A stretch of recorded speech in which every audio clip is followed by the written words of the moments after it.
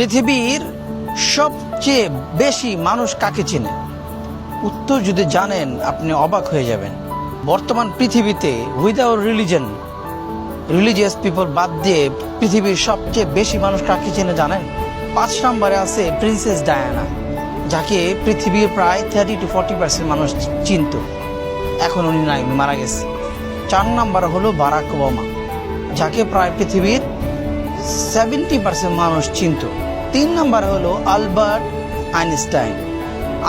Einstein যখন পৃথিবী ছিল তখন পৃথিবীর প্রায় 70 to 75% মানুষ চিনত।